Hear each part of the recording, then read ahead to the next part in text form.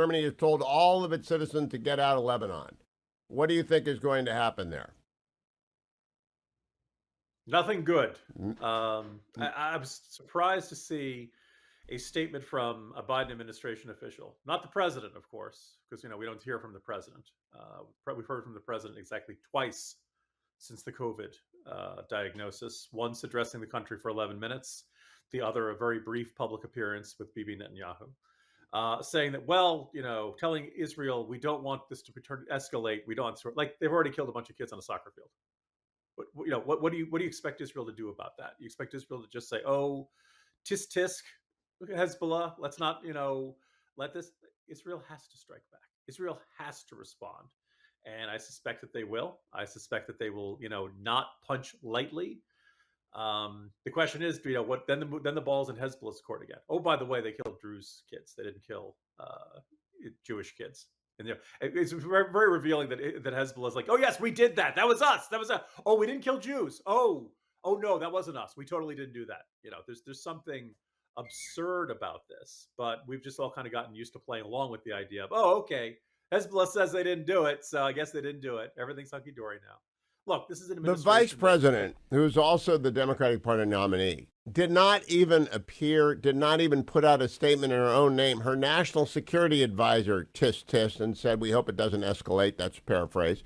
But that's what it said. And she won't even appear with Netanyahu, talk about it. She doesn't want to be on tape with him. What does that tell you about Kamala Harris? political cowardice, political fear. Oh, good heavens, what happens if I am seen? She wants credit for standing up to Netanyahu, but she does not want to be.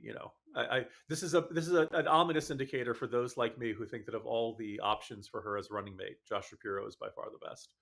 Um, and in part because he's been an outspoken, not just supporter of Israel, he's been willing to call out anti-Semitic protests for being anti-Semitic. He's been willing to point out that this, whole I'm anti-Zionist, I'm not anti-Semitic is a dodge.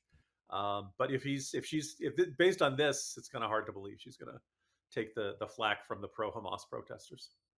Yeah, but Jim, let's pause there. It is the easiest vice presidential election ever. She must win Pennsylvania.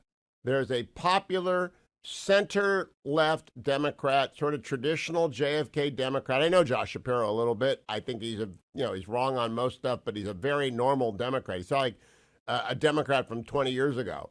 And he's very pro-Israel. If she does not select him, that tells us more than if she does. If she does, it's the standard, Yes. I got to win Pennsylvania. If she doesn't, it's, oh, he's a Jew, I can't have him. Well, I think it was Patrick Ruffini who tweeted out Shapiro is so obviously the best choice that if she doesn't pick him, when people will be asking, what do they find something in the vetting? Does he have some terrible skeleton? Like, what? It's so self-evident that the presidency comes down to the blue wall states. Pennsylvania has the most electoral votes of all the blue wall states. You notice nobody's talking about Tony Evers, right? Wisconsin would be a great state to win. I know he's a black hole of personality and all that, but they're talking up Tim Walz, who, by the way, today's Morning Jolt is going to be about, and he's got a terrible record running the Minnesota state government. One blatant fraud, abuse, waste scandal after another. It's egregious. They got taken to the cleaners for $250 million by this fraudulent nonprofit. That's a really bad record. But apparently he's on the list, and apparently he's getting consideration. And you can only come to the conclusion that, well, what does he have that Shapiro doesn't? Gentility. Yeah, he's not Jewish. Let me ask you, Jim. I listened to the editors over the weekend. I spent my vacation taking care of 4 grandkids because their dad deployed and their mom's doing a pack-in. And so Fetching Mrs. Hewitt and I chased a 2, a 5, a 10, and a 12-year-old all weekend. I took 2 of them to Boston to see the Boston Yankees game. Had great fun. But the 4 of us all sat down to watch the opening Olympic ceremonies on Friday night, thinking the 2-year-old and the 5-year-old will love the pageantry. The 10-year-old is a sports nut. The 12-year-old will enjoy hearing because she's the scholar. She'll want to hear about all the countries. I had to turn it off. It was disgusting. What is... I told Michael, France has fallen. France is just gone. Okay. Like first, okay, so I was watching... Were you out on the West Coast? Okay. Okay, I'm on so the East all Coast. right, so you're on the West. Oh wait, okay, because I was in bed well by the time they did the creepy drag queen Last Supper crap.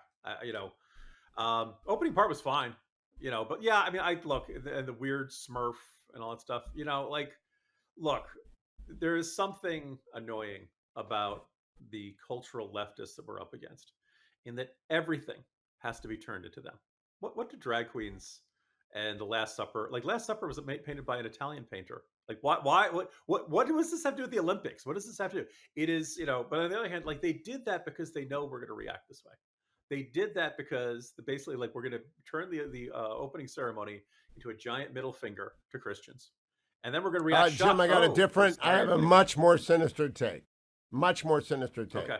France has fallen. They're afraid of their own people. They're afraid of the migrant population. They're afraid of the right wing party. Macron doesn't know what to do. So what do? Make fun of Christianity and do everything you can to appease the cultural left, and do not in any way, shape, or form be mistaken for a Jew. So the Israelis Oh, are not allowed to. Hugh. Go ahead. How do we know? How do we know there wasn't a drag queen impersonating Muhammad? Because you can't see him. All right, it's possible, I suppose, but Jim, I'm just astonished. France has fallen. America is led by an incompetent, incapacitated president. Kamala Harris, a San Francisco Democrat, is their nominee, and Israel's on the brink of war. I went away for a week. What is going on in this world? You picked a heck of a week to go away, now didn't you? Dwayne and I had a lot to talk about last week, so don't take any more vacations here. No, look, Well, you okay. know what the best thing about yesterday was? The best thing What? about yesterday was that nothing happened to you. We were not forced to run to our computers on Sunday afternoon because some other giant change. I mean, I don't subscribe to these theories that Trump is going to switch out JD Vance, but like, if the moment I have something I really want to do on a weekend, that's when something huge is going to happen again. He's not going to do that, which means he Nah. will. He's not going to do that. I want to go back to Kamala Harris and the editors, Michael Brendan Doherty, Noah Rothman, and who was the third person that did the edition this weekend? No, Rich wasn't there, but it was only three. And they all just couldn't get over the fact that Kamala Harris is so far to the left. Jim, I bet they were warning Republicans, don't be complacent. I don't think I have to be complacent. I'm scared to death that she wins. Do you think Republicans are complacent? I think so, or at least I think probably up until a couple of days ago they were. Now the question is whether is Harris a powerful force, or is a unified Democratic Party with all of their media allies trying to rerun the Obama 2008 playbook. Oh, coconut trees! Isn't that the funniest thing you've ever heard? Oh, look at her dancing! And, between now and November, you will be told and convinced that Kamala Harris is the coolest person who ever lived because she's brat, Hugh. She's brat. Now in Jim, Wisconsin, she's brat. She's much more of a sausage type. But you know that she was the most liberal member of the Senate. That's been erased. She is the border czar. That's no longer allowed to be said. More importantly, though, she's a San Francisco Democrat. Do people know what correct. that means in the country? How far left they are? I think if there's anything Republicans can hang their hat on. By the way, like, first of all, it's entirely possible the apex of this campaign was the first 20 minutes of Trump's campaign speech, convention speech, and that everything since then has gone downhill. Everything since then has gone badly. I don't think the rollout of JD Vance has gone great. I think it's like because Joe Biden was such a phenomenally weak candidate, and that, like, what you see, something like 90% of Americans are happy that he's not running. Like, he promised he was going to unite the country, and he did, Hugh.